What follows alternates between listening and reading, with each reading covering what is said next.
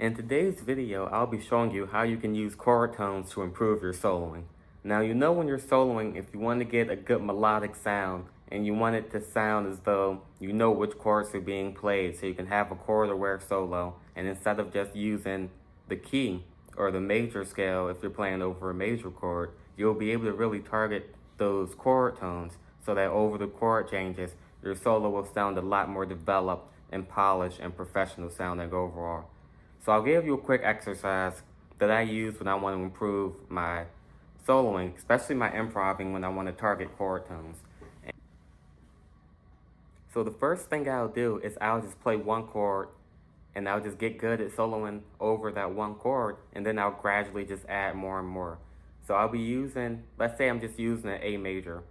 So we know the A major is comprised of the first, third, and fifth note of the major scale.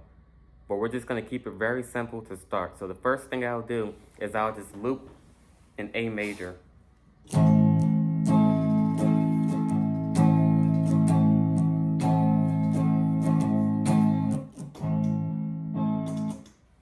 Alright, and now that I have my A major looping, I will practice improving using just the A major scale because it's an A major chord. And I know where the chord tones of this chord are. So that's the chord, so I know I have an A here, I have an A here, and I have an A here. And so what I'll do is I'll just improv, and all of my phrases I'll want to land on one of those notes. Now there's also the third and the fifth, and we'll get to that later. But for now, this exercise will just have one chord, and the whole point of this exercise is whatever phrase I play, I'll just have to land on one of the A's. And just to keep this simple, because when you get good at the simple stuff, then you can get more complex and move to different positions on the neck. We'll stay in that Ionian position, so just that first mode of the major scale, and we'll just be targeting those A notes. So I'll just put this back on, and I'll just improvise something, but as long as I'm landing on one of those three A notes, then that's the purpose of this exercise. So let's get our loop going again. And I'll play something like,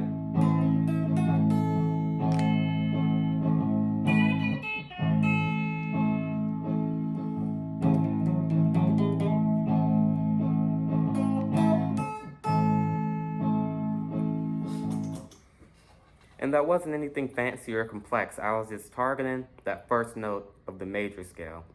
And now we can repeat that exercise, but instead of targeting the 1, we'll target the 3. And I'm only targeting one note intentionally in these exercises. As you progress, so let's say you repeat this exercise and you target the 3, and let's say you repeat it and then you target the 5. Once you know where those notes are, then you can start targeting multiple of those. So you can do the exercise targeting the 1 and the 3, or the 3 and the 5. And then eventually you'll get to a point where you can just hear that A major, and then you'll know immediately where your 1, your 3, and your 5 are. And so you'll be able to solo in that Ionian position and hit all 3 chord tones. So I'll do this again, and this time I'm just targeting the 3. But before you do that, you have to know your scale well enough to know where your third is.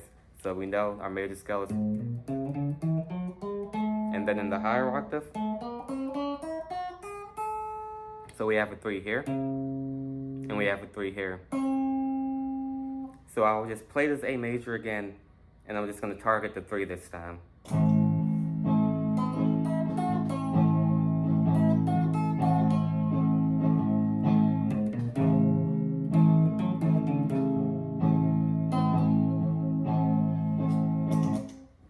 And yeah, so that's the same exercise, we just targeted the 3 instead of the 1. Now I don't want this video to go too long, so I won't show you every permutation of this. But then the next step will be to target the 5s. So once again, you know, 3, 4, so you have a 5 there, and then in the higher octave,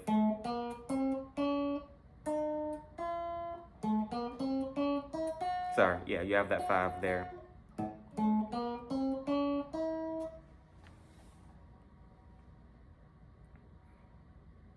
I don't want to make this video too long, so I won't target every permutation, but you know we targeted the 1 the first round, then in round 2 we targeted the 3, and then in round 3 we would target the 5. I won't improv targeting the 5 in this video just to keep this video sort of short, but that's a really good exercise if you want to get good at targeting those chord tones. And then once you're done targeting the 1, the 3, and the 5, you can incorporate all of that together. And you can target the 1 and the 3, or the 3 and the 5, or any other permutation you want. And eventually you'll get to a point in which you can just target the 1, the 3, and the 5 over all your major chords. And then you can move the scale. Well, you can move this exercise into different keys. So maybe you want to solo over a B major, or a G major, or a F sharp major, and it will work the same on all of those. Because once you can think positionally and how to target those chord tones relative to your root note or inside of your major scale, then you would know exactly what you need to play. And this also works the exact same for a minor scale. So let's say we had A minor, it would be the exact same. The base of the exercise stays the same, but the difference would be instead of targeting the major third, so instead of this, you would target the minor third, which is this. And so you can really use this over any major chord, any minor chord, any chord will work. You'll just have to know what scale you're going to use. So if it's an A major chord, you'll use the A major scale, of course. And you would also have to know how to find the chord tones within your scale. So you can just play your scale, and if you know a major chord, so 1, 3, and a 5. There's your 1, 2, 3, 4, and 5. So you can just target those chord tones. And this is also why it's really important that you know your major scale in both octaves on the neck.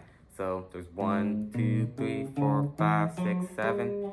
And then it loops back 1, 2, 3, 4, 5, 6, 7. And just knowing where your 1, your 3, and your 5 are especially, that's really how you can target those chord tones and improve your soloing. Alright, so now what I'll do is I'll play this again, and I'll just throw together a quick improv targeting the 1, the 3, and the 5, which are the notes that make up this chord. And now once again, I'll just stay in the same position, because you have to get good in one position before you can get good in every position. So I'll just adjust some of the settings.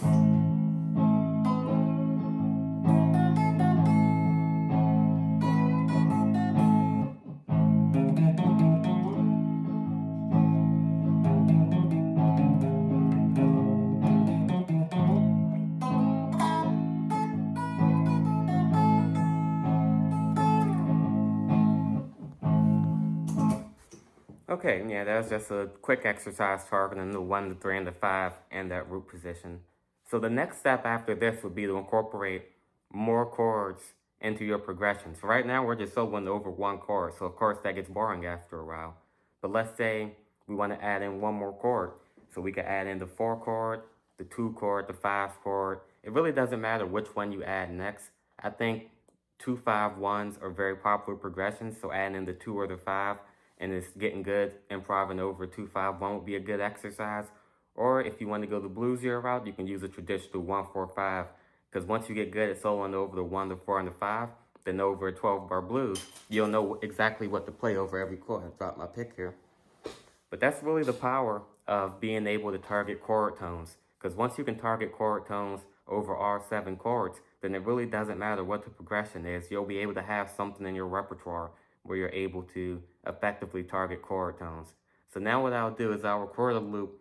I'll just do a simple, let's say we'll do a 2, 5, 1, and then I'll show you how being able to play positionally and being able to recognize the 1, the 3, and the 5 for different chords will really allow you to open up the neck. And then once you expand this to multiple positions, the entire neck will sort of be your oyster, and you'll be able to solo over any progression.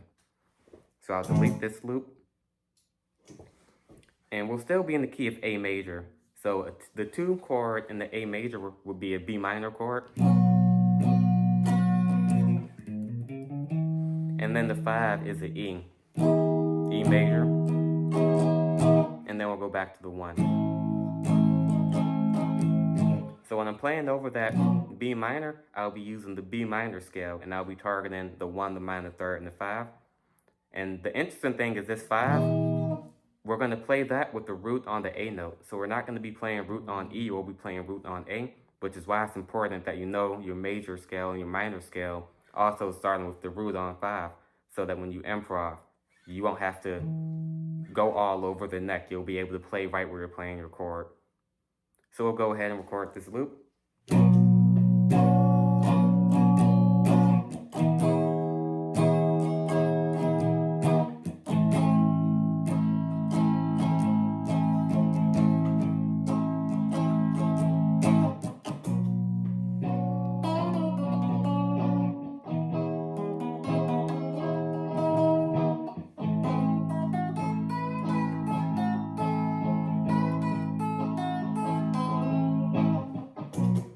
Yeah, and that's just an example of how once you can play over a chord, then you can pretty much pick any progression and you'll be able to figure something out and you won't sound bad. And you'll sound really polished and professional because you'll be targeting those chord tones as opposed to just haphazardly playing things that belong to that scale. Just playing over the A major scale without regard to chord tones could work and it could sound good, but you'll get a much more polished sound if you're really targeting those chord tones. And also in this exercise, we targeted the chord tones at the end of our phrase, but also targeted them in the middle of the phrase or at the beginning, and you'll still get good sounds that way also. And then once you get good at this, you can start incorporating those non-chord tones, and you can really build some tension and then resolve down to a chord tone and get a lot of interesting sounds that way too.